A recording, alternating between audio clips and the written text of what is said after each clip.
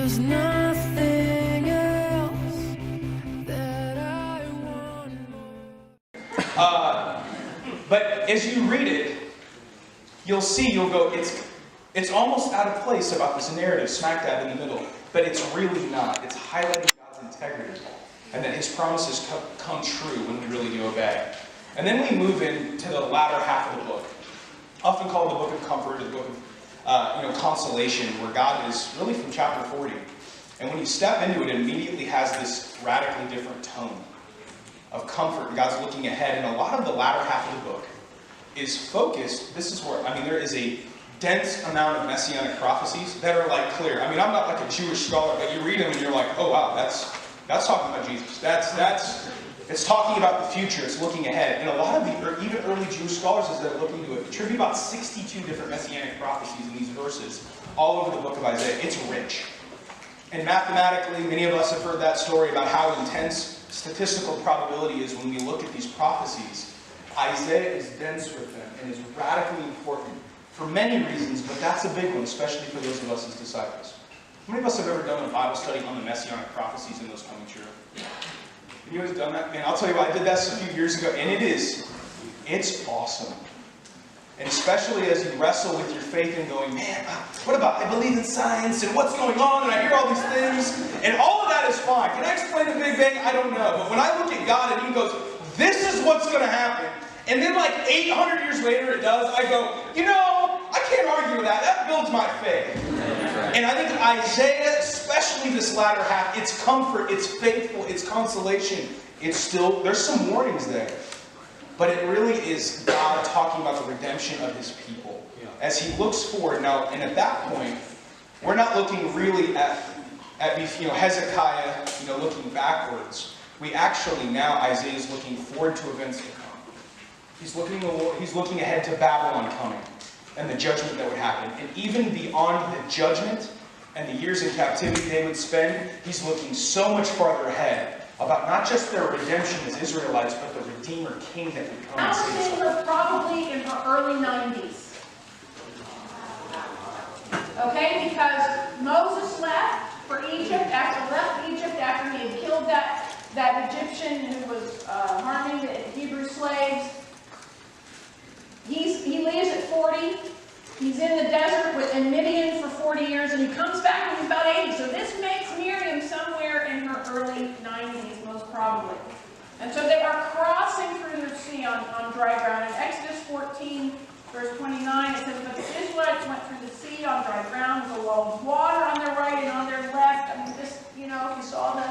If you saw the Prince of Egypt, little when that came out. That day the Lord saved Israel from the hands of the Egyptians, and Israel saw the Egyptians lying dead on the shore.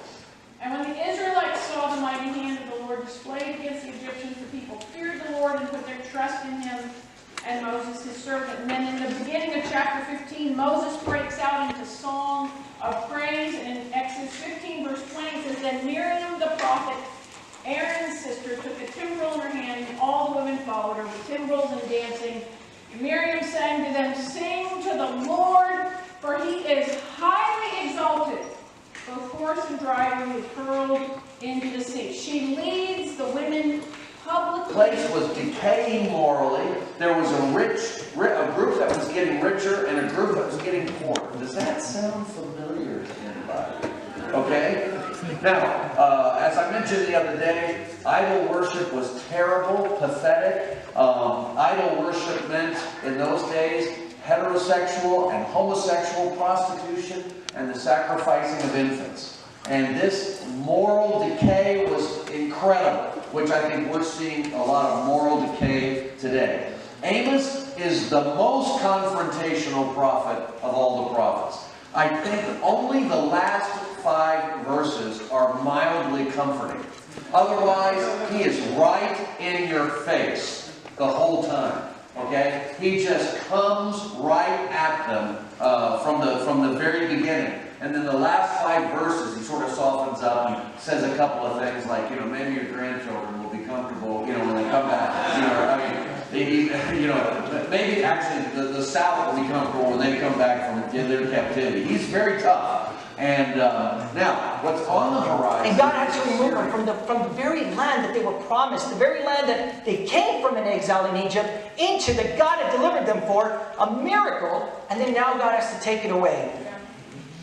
You know, 586, you know, which is when the Babylonians came for the final time, you know, and they, you know, sure enough, the Zedekiah, the last king of Judah, you know, he had rebelled. Who knows what on earth he was thinking? But the Babylonians surrounded the city, you know, and eventually, you know, after a couple of years, they entered the city and they just destroyed everything. They destroyed the temples, they destroyed the walls. They were very methodical about it. You know, and not just that, they took all the educated people into exile. They took all the artisans, they took all the engineers, they took all of the civic leaders, they took all of these people, the brain power, the people that would really be able to put together. Some estimates say that they took about 75% of the people eventually, and they ended up taking them into Babylon. What a devastation! Yeah. Devastation!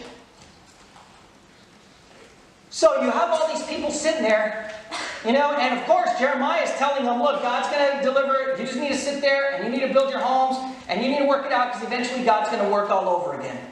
Well, sure enough, Babylon doesn't last very long. And the king of Persia comes knocking. You know, and the king of Persia takes over Babylon in actually a very peaceful way. When he ends up conquering in 539, it's done in a peaceful way. The people were tired of their leadership. So the Babylonians welcomed the Persians as liberators because of the way that their last king had been acting. Because God is amazing. The fact that our bodies can heal, and there's just so many cool things about us, right? But we ultimately, at our core, are spiritual beings. We're more than the deer and the antelope, right?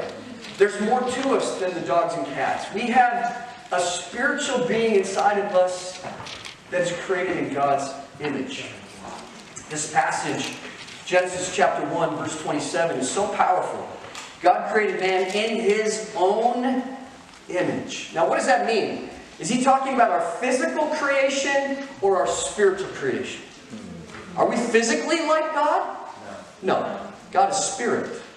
God doesn't have form. Now, He took form to be Jesus, but that's not what He's talking about. He's talking about we are created in His spiritual image.